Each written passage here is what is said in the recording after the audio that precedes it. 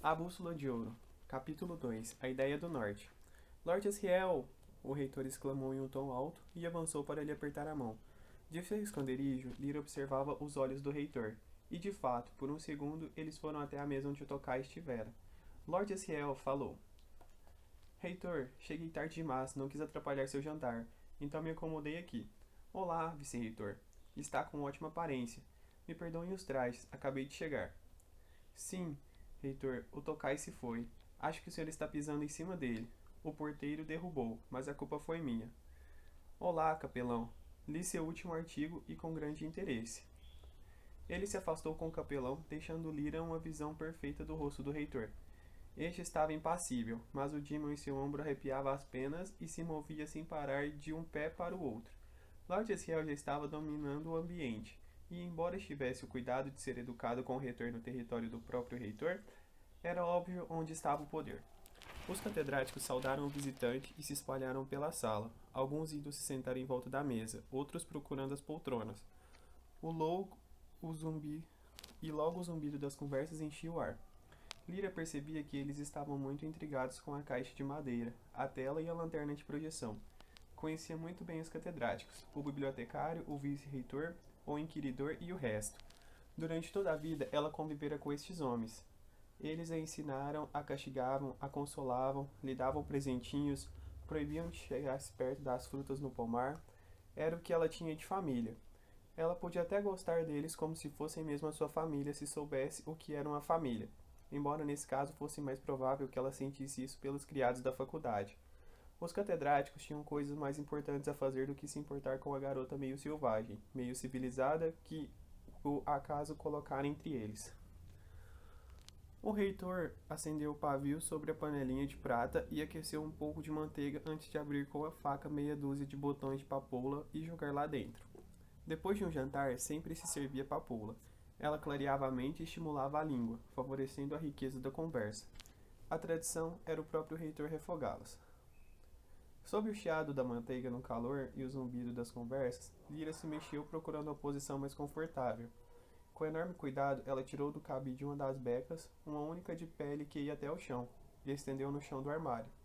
Você deveria ter escolhido uma velha e áspera, sussurrou Pantalaimon. Se ficar confortável demais, vai pegar no sono. Se isso acontecer, você tem a obrigação de me acordar, ela respondeu. Sentou-se e ficou ouvindo a conversa, uma conversa bastante chata, por sinal, quase toda sobre política, e ainda por cima política de Londres. Nenhum assunto excitante como os tártaros. O cheiro agradável de papoula fritando na manteiga e de folha de tabaco penetrava agradavelmente pela fresta da porta do armário, e mais de uma vez Lyra percebeu que estava quase cochilando. Finalmente, ouviu que alguém dava tapinhas na mesa. As vozes silenciaram e então o reitor falou. Cavalheiros, tenho certeza que falo por todos ao dar as boas-vindas a Lord Asriel. As visitas dele são raras, mas imensamente preciosas, e sei que essa noite ele tem algo muito interessante para nos mostrar. Como todos nós sabemos, estamos numa época de grande tensão política. Lord Asriel tem que estar amanhã cedo em Whitehall, e há um trem esperando com a caldeira cheia de vapor, para levá-la a Londres assim que estivermos terminado esta conversa. Portanto, devemos utilizar o tempo com sabedoria. Imagino que quando ele terminar de falar haverá algumas perguntas, por favor, que sejam breves e relevantes. Lord Asriel, gostaria de começar? Obrigado, reitor, disse Lord Asriel. Para começar, tenho alguns fotogramas para lhe mostrar.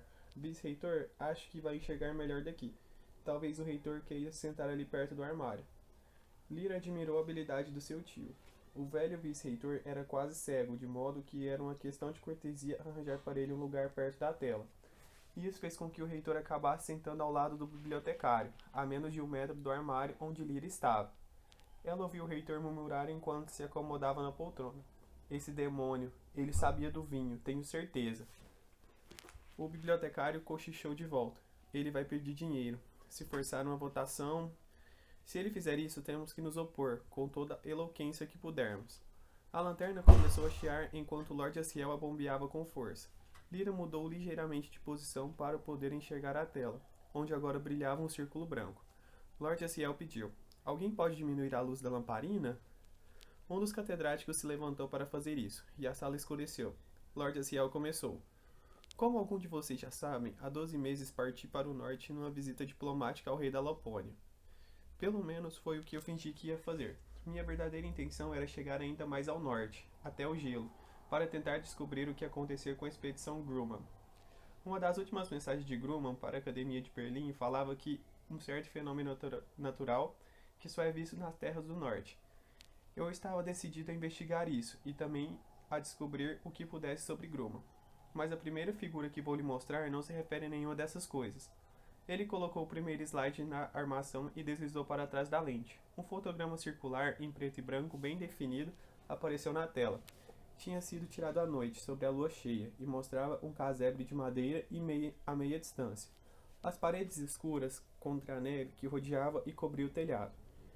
Ao lado do casebre havia uma série de instrumentos filosóficos que aos olhos de Lyra era como alguma coisa do parque ambárico na estrada para Yarrington.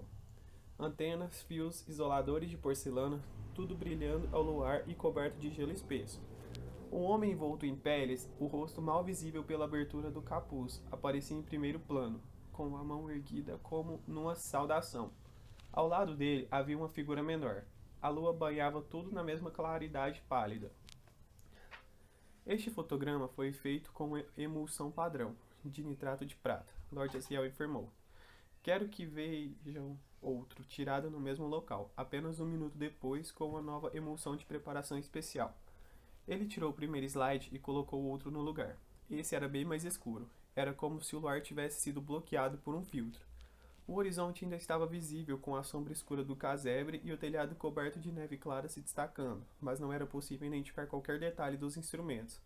Mas o homem havia mudado inteiramente, estava banhado em luz, e uma fonte de partículas cintilantes parecia jorrar em sua mão erguida. Essa luz está subindo ou descendo? Perguntou o capelão. Está descendo, respondeu Lord Asriel. Mas não é luz, é pó. Alguma coisa, no modo como ele disse, isso fez-lhe imaginar pó com letra maiúscula, como se não houvesse uma poeira comum. A reação dos catedráticos confirmou sua sensação, porque as palavras de Lord Asriel provocaram um silêncio súbito e coletivo, seguido por exclamações de incredulidade. Mas como? É claro que... Não se pode. Cavalheiros, era a voz do capelão. Vamos deixar Lord Asriel explicar. É pó, repetiu Lord Asriel, e registrado como luz porque as partículas de poeira afetam essa emulsão como os fótons afetam a emulsão de nitrato de prata. Foi em parte para testar isso que a minha expedição ao norte foi montada. Como podem perceber, a figura do homem está perfeitamente visível. Agora quero que observem a figura à esquerda dele. Indicou a sombra desfocada da figura menor. Pensei que era o Demon dele, disse o inquiridor. Não, o Demon estava enrolado no pescoço dele em forma de serpente. A figura que os senhores não conseguem ver muito bem é uma criança. Uma criança seccionada? Perguntou alguém. A maneira como essa pessoa se interrompeu mostrava que ela sabia que aquilo era uma coisa que não deveria ter sido dita. Houve um silêncio intenso. Então Lord Asriel disse calmamente. Uma criança completa. O que, dada a natureza do pó, é exatamente o X da questão, não é? Durante vários segundos ninguém falou. Então se ouviu a voz do capelão. Ah, fez ele como um homem sedento que, tendo acabado de beber à vontade, baixa o copo para poder soltar a respiração que estava prendendo enquanto bebia. E os rios de pó caem do céu e o banham no que parece ser luz. Podem examinar este fotograma com todo cuidado. Vou deixá-lo com vocês. Estou mostrando agora para demonstrar o efeito dessa nova emulsão. Mas agora lhes mostrar outro. Ele mudou o slide. O fotograma seguinte também tinha sido tirado à noite, mas dessa vez sem lua. Mostrava um grupo de tendas em primeiro plano, cujo contorno se podia ver contra o horizonte baixo, e do lado delas um monte de caixotes em um trenó. Mas a parte mais importante da figura era o céu. Jorros e véus de luz pendiam como cortinas, dando voltas e se entrelaçando em ganchos invisíveis com centenas de quilômetros de altura ou deslizando de lado no sopro de um vento inimaginável. O que é aquilo? Perguntou o vice-reitor. É um retrato da aurora boreal. É um lindo fotograma, disse o catedrático de Pariano. Dos melhores que já vi. Perdoe minha ignorância, interpôs a voz trêmula do velho diretor do coral. Mas se eu algum dia já soube o que é aurora boreal, esqueci. É o que chamam de luzes do norte? Ela tem muitos nomes. É composta de tempestades de partículas carregadas e raios solares de força intensa e extraordinária. São invisíveis, mas provocam essa irradiação luminosa quando interagem com a atmosfera. Se houvesse tempo, eu teria mandado pintar este slide para lhes mostrar as cores, verde e rosa claras, na maior parte com um toque de escarlate ao longo da borda inferior daquela formação que parece uma cortina. Isso foi tirado com emulsão comum. Agora quero que vejam a imagem tirada com emulsão especial. Ele tirou o slide. Lira ouviu o reitor dizer baixinho: se ele forçar uma votação, podemos tentar invocar a cláusula de residência. Ele ficou fora da faculdade durante 30 das 52 semanas. Ele já tem o apoio do capelão, murmurou em resposta o bibliotecário. Lord Asriel colocou um novo slide atrás da lente. A cena era a mesma, como acontecera com outro par de fotos. Muitas coisas visíveis à luz comum eram muito mais escuras neste, assim como as cortinas de luz no céu. Mas no centro da aurora, bem acima da paisagem sombria, Lira podia ver alguma coisa sólida. Pressionou o rosto na fresta para ver melhor e notou que os catedráticos perto da tela também se inclinavam para a frente. Seu assombro cresceu ao ver ali no céu o contorno inconfundível de uma das cidades. Torres, domos, muralhas, prédios e ruas, suspensos no ar. Ela quase se engasgou de susto. O catedrático de Casington comentou: aquilo lhe parece uma cidade. Exatamente, confirmou Lord Asriel. Uma cidade em outro mundo, sem dúvida. O decano falou em tom de desprezo. Lord Asriel ignorou. Havia um tremor de excitação entre alguns catedráticos, como se, tendo escrito tratados sobre a existência do unicórnio sem jamais terem visto um, lhes fosse apresentado um exemplar vivo, recém-capturado. É aquele negócio de Barnett Stokes? Quis saber o catedrático do Palmeriano. É, sim, não é? É isso que eu quero descobrir, disse Lord Asriel. Ele se posicionou a um lado da tela iluminada. Lyra via seus olhos escuros observando os catedráticos, que contemplavam os slides da aurora. Ela via também, ao lado dele, o brilho verde dos olhos de seu Demon. Todas as cabeças veneráveis estavam eretas, os óculos brilhando, apenas o reitor e o bibliotecário estavam recostados sobre suas poltronas com as cabeças muito juntas. O capelão estava dizendo: o senhor disse que estava procurando notícias da expedição Grumman, Lord Asriel. O Dr. Grumman também estava investigando este fenômeno? Acredito que sim, e acredito também que conseguiu bastante informação sobre isso. Mas ele não vai poder nos contar porque está morto. Não, exclamou o capelão. Infelizmente sim, e eu tenho a prova aqui comigo. Uma onda de nervosa apreensão percorreu a sala privativa enquanto, sob as ordens de Lord Asriel, 2 ou 3 catedráticos mais jovens carregavam a caixa de madeira para a frente da sala. Lord Asriel retirou o último slide, mas deixou a lanterna acesa, e no brilho teatral do círculo de luz, inclinou-se para abrir a caixa com um pé de cabra. Lyra ouviu o rangido de prego saindo da madeira úmida. O reitor ficou de pé para poder, tapando a visão de Lyra. O tio dela tornou a falar. Se vocês se lembram, a expedição Grumman desapareceu há 18 meses.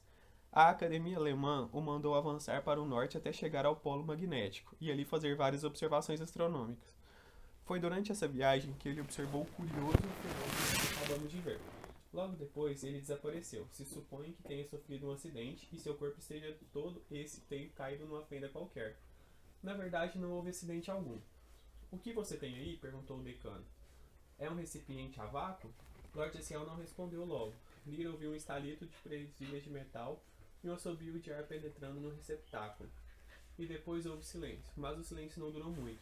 Depois de um instante, Lyra ouviu uma explosão de reclamações confusas, gritos de horror, protestos veementes, vozes alteradas de raiva e medo. Mas o que não é humano, aquilo foi... Mas o que foi que aconteceu com aquilo? A voz do reitor calou todas as outras. Lord Asriel, em nome de Deus, o que o senhor tem aí? Esta é a cabeça de Stanislaus Grumman. A voz de Lord Asriel disse. Acima do ruído de vozes, ouviu alguém ir tropeçando até a porta e sair, soltando gemidos incoerentes.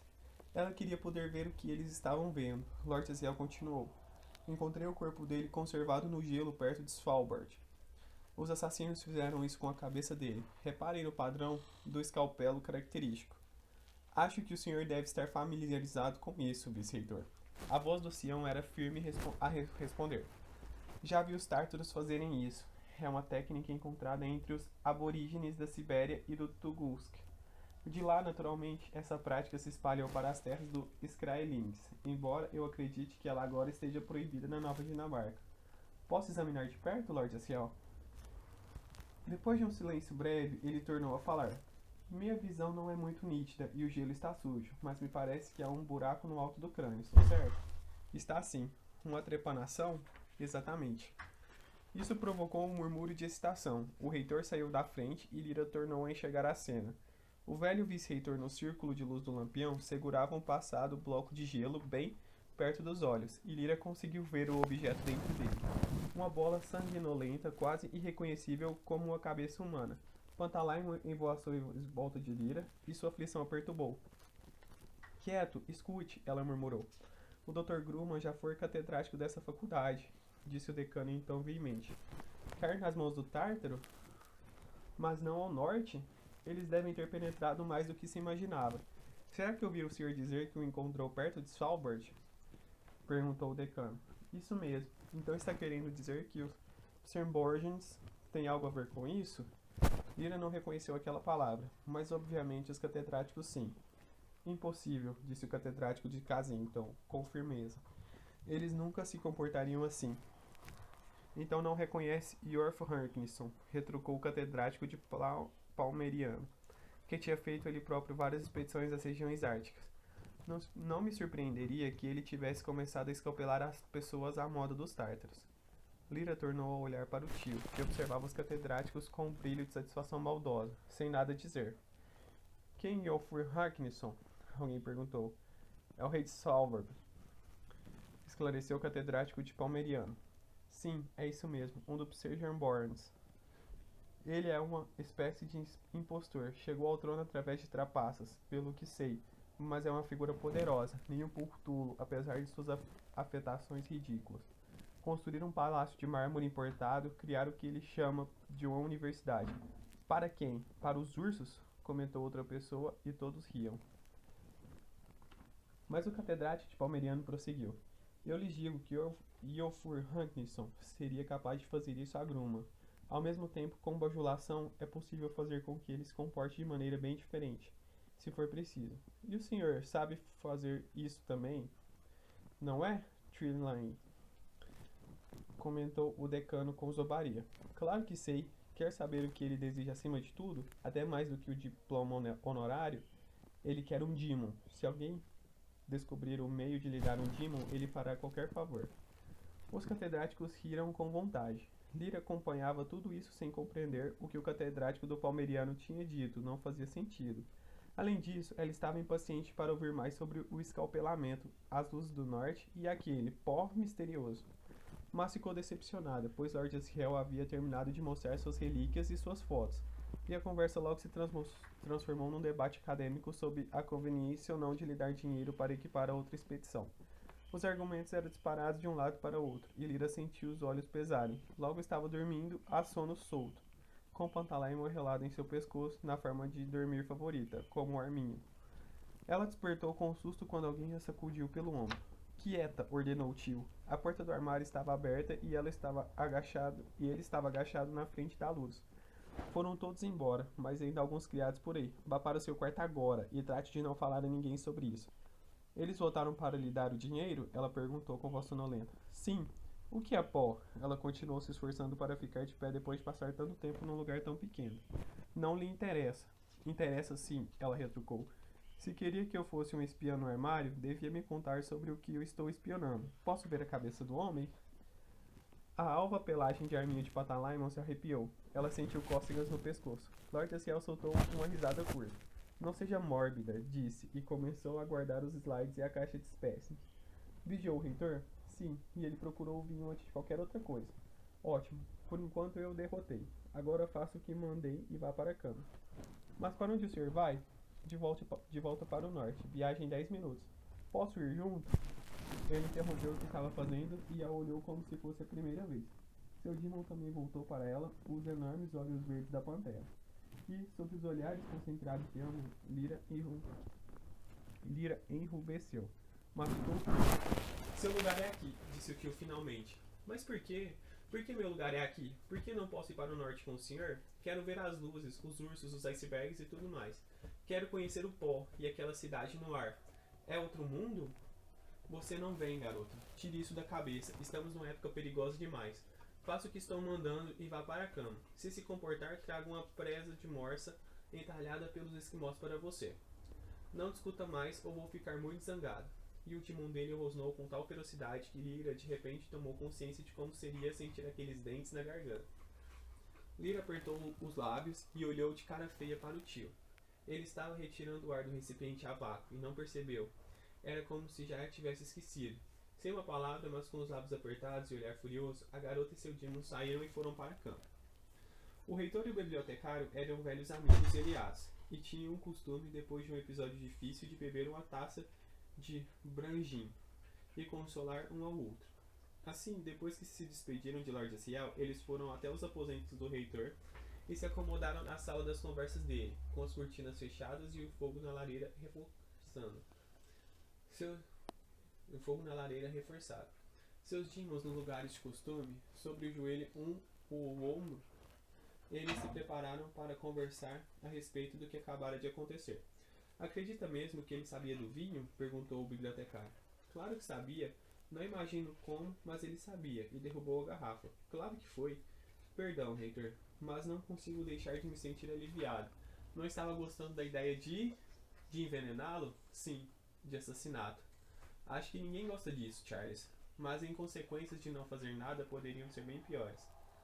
Bom, alguma providência interveio e não aconteceu. Só lamento ter perturbado você com essa informação. Não, protestou o bibliotecário. Mas eu queria que o senhor tivesse me contado mais.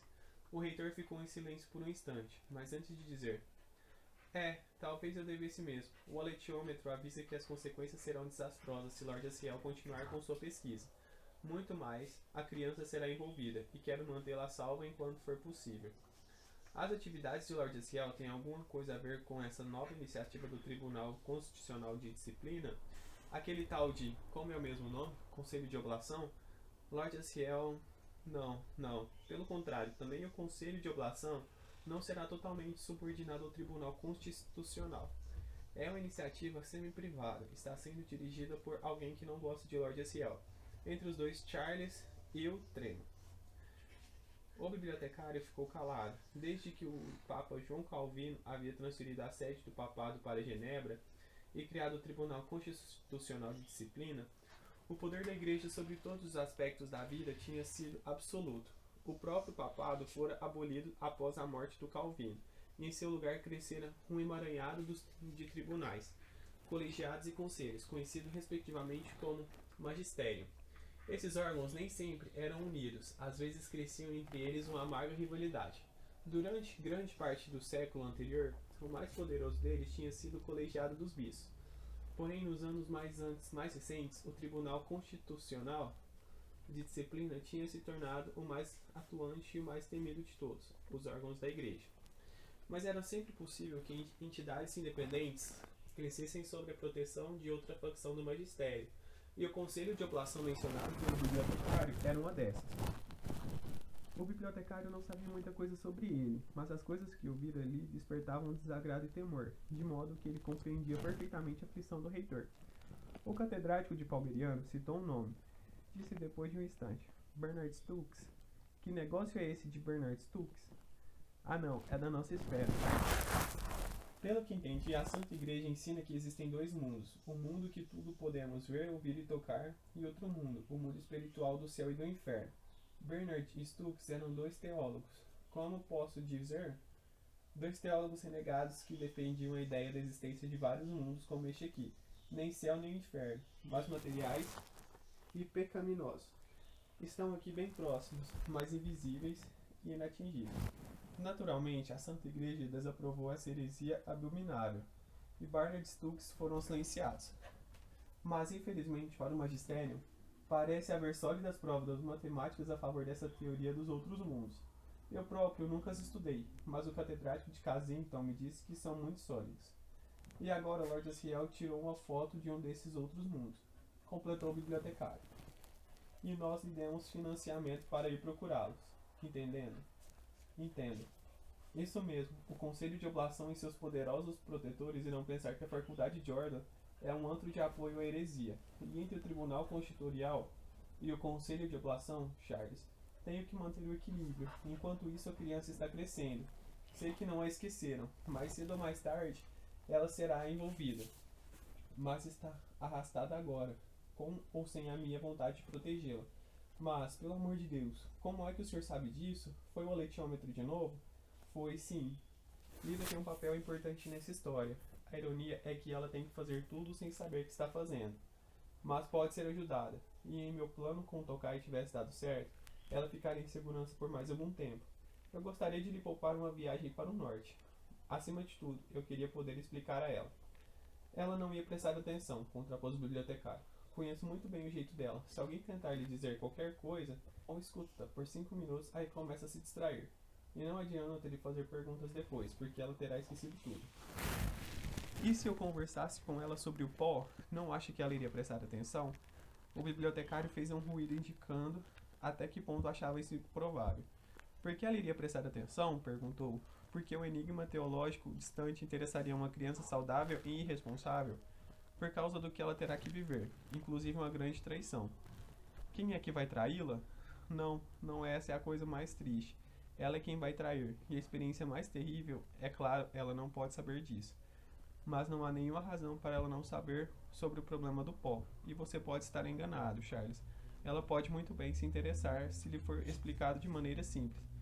E você ser que isso a ajude depois. Certamente ajudaria a diminuir a minha ansiedade. Este é o dever dos velhos, ter ansiedade por causa dos jovens, comentou o bibliotecário. E o dever dos jovens é fazer pouco caso da ansiedade dos velhos.